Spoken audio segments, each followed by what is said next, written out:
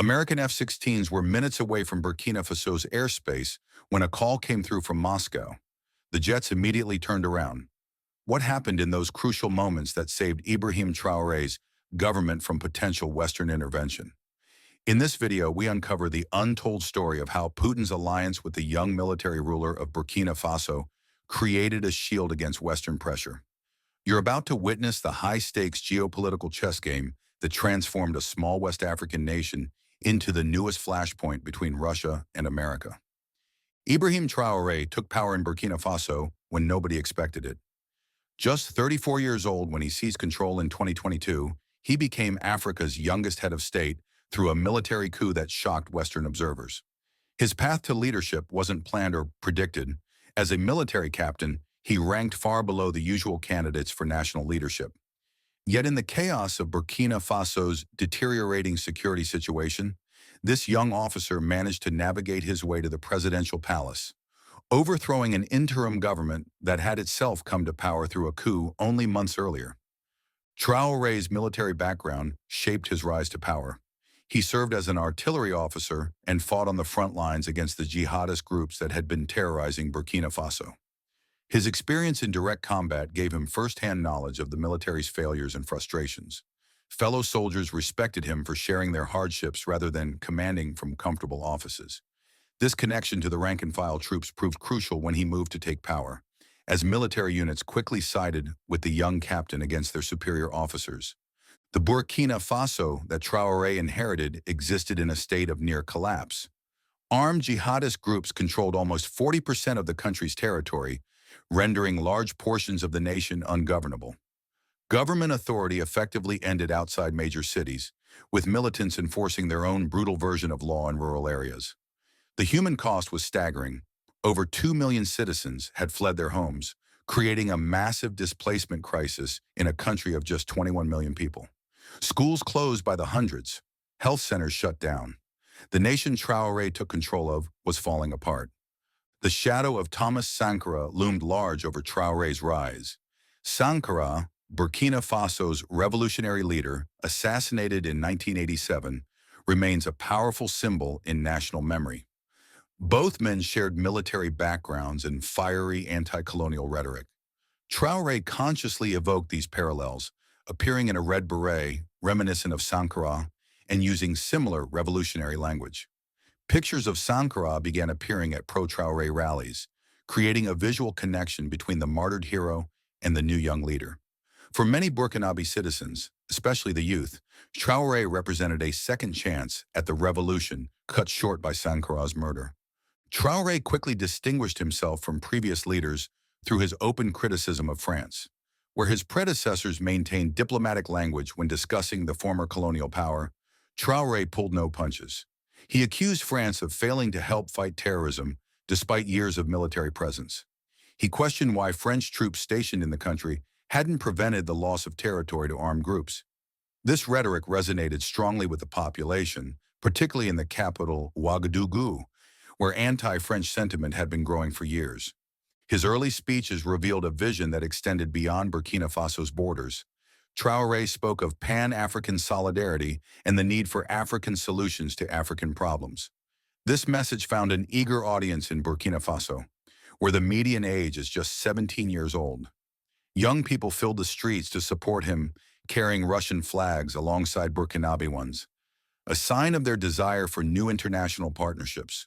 They cheered when Traoré spoke of African dignity and sovereignty, concepts that touched deep emotional chords in a generation tired of seeing their country struggle. Western powers watched Traoré's rise with unease but not immediate alarm.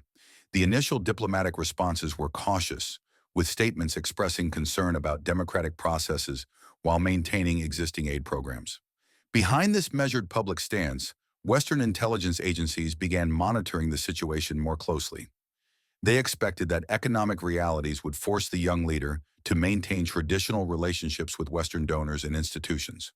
Burkina Faso's dependence on foreign aid and investment seemed to guarantee that radical changes in alignment would be impractical. What Western capitals didn't realize was that Traoré had already begun reaching out to Moscow. Even before solidifying his domestic power, he authorized secret meetings between his representatives and Russian officials. These initial contacts focused on security cooperation, with Burkina Faso seeking military equipment and training that Western partners had been reluctant to provide. Russian diplomats saw an opportunity to expand influence in a region traditionally dominated by France and the United States. Traoré's power grab succeeded for several key reasons. He capitalized on genuine security failures that had left citizens feeling abandoned by their government and international partners. He skillfully presented himself as a Sankara-like figure fighting against neocolonialism, tapping into powerful historical memory. His youth connected him to the country's dominant demographic group, and perhaps most importantly, he recognized before others did that the geopolitical landscape was shifting, creating space for new alliances beyond the Western orbit. As Traoré consolidated control inside Burkina Faso, concern grew in Western capitals. Intelligence reports noted his increasing contacts with Moscow and Beijing. Policy analysts warned about a potential domino effect in the region if Burkina Faso fully pivoted away from Western alignment. What had initially seemed like another unfortunate but manageable coup was starting to look like something far more significant, a genuine realignment that threatened decades of Western influence in West Africa. While Traoré built his support base at home, American intelligence agencies started viewing his government as a significant threat to Western interests in Africa. What initially appeared as routine monitoring quickly escalated into high-priority surveillance. CIA field officers increased their presence in neighboring countries, and satellite resources, typically reserved for major conflict zones, were redirected to track developments in Burkina Faso. The young leader's growing relationship with Moscow particularly alarmed Washington, triggering emergency briefings for senior officials at the Pentagon and State Department. Behind the intensifying American concern lay Burkina Faso's substantial mineral wealth. Few outsiders realize that this landlocked West African nation ranks as the fourth largest gold producer on the continent, extracting approximately 70 tons annually. This gold production generates over $5 billion in revenue each year, making it a major economic prize. Western mining companies had dominated this sector for decades, operating under favorable agreements that limited benefits to the Burkinabe people. Beyond gold, the country holds significant deposits of zinc, silver, limestone, and manganese. These resources made Burkina Faso valuable far beyond its strategic geographic position in the Sahel region. The first clear sign of Washington's growing hostility came when U.S. Africa Command Head General Michael Langley publicly criticized Traoré during a Senate hearing. He accused the young leader of using gold reserves for his junta's protection rather than for national benefit. This unusually direct statement from a senior military commander signaled a significant policy shift. Traoré's supporters immediately protested what they viewed as foreign interference, organizing large demonstrations in Ouagadougou where American flags were burned alongside French ones. The diplomatic temperature rose dramatically following Langley's comments, with Burkina Faso recalling its ambassador from Washington for consultations. The situation further deteriorated when French diplomatic cables leaked to African media outlets. These documents revealed internal discussions about imposing economic sanctions on Burkina Faso and potentially supporting covert operations to undermine Traoré's government. French officials neither confirmed nor denied the authenticity of these cables, but their content matched increasing anti-Traoré rhetoric from Paris. French President Macron referred to Burkina Faso's leadership as illegitimate during a press conference, adding fuel to the growing diplomatic fire. The leaked cables specifically mentioned concerns about Traoré's alarming pivot toward Russia and suggested all available tools should be deployed to reverse this trend. Western mining companies soon found themselves directly in Traoré's crosshairs. His government implemented new regulations requiring foreign mining operations to give a 15% stake to Burkina Faso's state-owned mining company. Additionally, these companies had to submit detailed plans for transferring skills to Burkinabe workers and using local suppliers. When Australia-headquartered Sarima Resources resisted these changes, the government simply withdrew their exploration license, prompting the company to launch arbitration proceedings. More dramatically, Traoré's government nationalized 2 gold mines previously owned by a London-listed firm and announced plans to take over additional foreign-owned operations. The Biden administration, already managing multiple international crises, including the Ukraine conflict and tensions with China, now faced a new challenge in West Africa. Intelligence budgets for the region increased substantially, with the Director of National Intelligence authorizing expanded collection operations targeting Burkina Faso. American diplomatic staff in neighboring countries grew by 40%, many filling positions with suspiciously vague job descriptions. Electronic surveillance of Burkina Faso government communications intensified, with the NSA dedicating additional resources to monitor Traoré's inner circle and their contacts with Russian officials.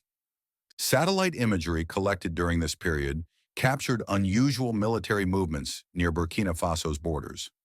French forces in neighboring Niger repositioned closer to the border, while American military advisors increased their presence in Côte d'Ivoire and Ghana. These movements coincided with increasingly confrontational statements from Western officials about the deteriorating situation in Burkina Faso. Military exercises in the region suddenly increased in frequency and scale, particularly those focusing on rapid deployment capabilities. When questioned about these activities, Pentagon spokespeople described them as routine training, unrelated to any specific country situation. Traoré's government felt mounting pressure from multiple directions. The World Bank froze disbursements on development projects worth hundreds of millions of dollars. International aid organizations with Western funding began scaling back operations, citing security concerns. European banks started refusing to process transactions involving Burkinabe entities, creating severe constraints on international trade. Even basic imports became difficult to secure as letters of credit were rejected or delayed. These economic restrictions increased hardship for ordinary citizens, which Western strategists hoped would undermine Traoré's domestic support. Behind closed doors, Western diplomats delivered ultimatums through intermediaries. The message was clear: return to the Western fold or face escalating consequences. These warnings typically included references to other leaders who had challenged Western interests and met unfortunate ends. Names like Patrice Lumumba and Thomas Sankara, African leaders killed after confronting Western powers, appeared in these conversations as thinly veiled threats. Intelligence reports suggested plans for a potential coup against Traoré were being discussed, possibly with Western support. The situation had reached a critical point where intervention from Traoré's new allies would soon become necessary for his survival. The first concrete sign of Russian support arrived on an unmarked military transport plane that landed at Ouagadougou's airport under cover of darkness. Burkina Faso's state media described the arrivals as technical advisors, but Western intelligence identified them as Wagner Group personnel, Russian military contractors with close ties to the Kremlin. The arrival happened just days after Western sanctions began affecting Burkina Faso's economy. Local residents reported convoys of vehicles with tinted windows speeding from the airport to military installations around the capital.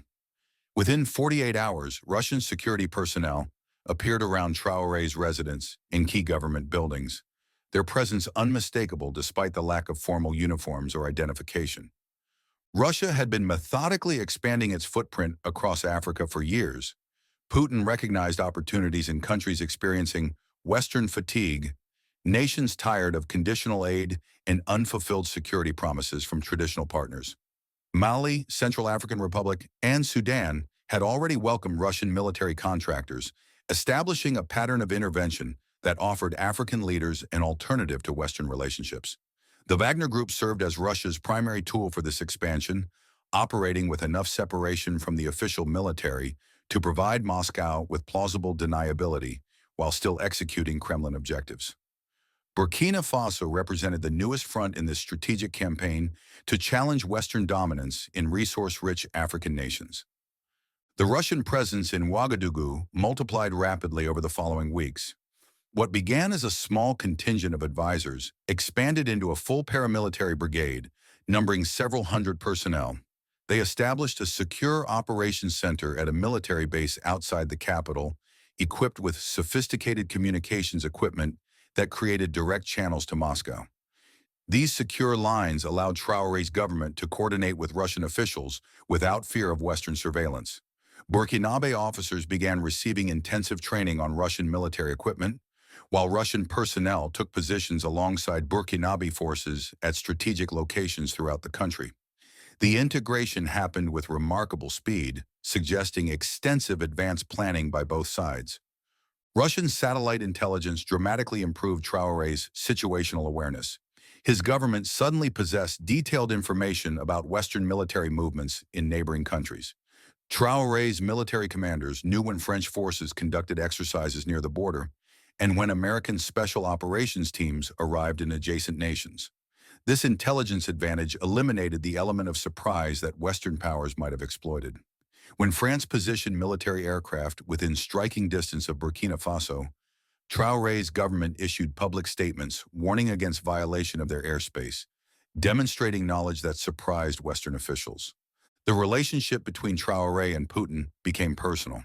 In a phone conversation that Western intelligence agencies intercepted, Putin promised the young leader full protection against any external threats. The Russian president's unusually direct guarantee, rarely offered to foreign leaders, sent shockwaves through NATO intelligence services.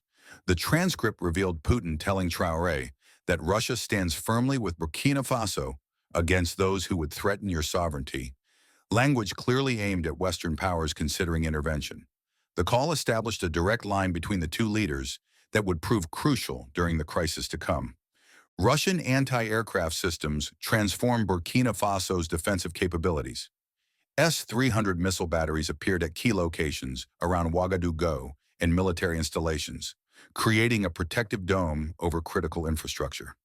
Russian technicians trained Burkinabe personnel on operating these sophisticated systems, creating a credible deterrent against potential air operations.